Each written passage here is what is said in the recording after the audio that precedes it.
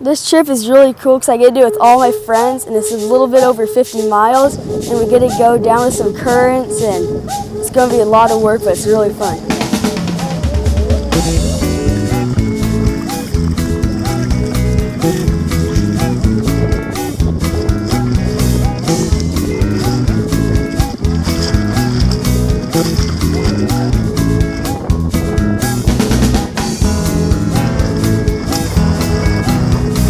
I built this kayak all out of one sheet of plywood, and what we did is we put it in this special glue and this canvas, and we just like glue it all together.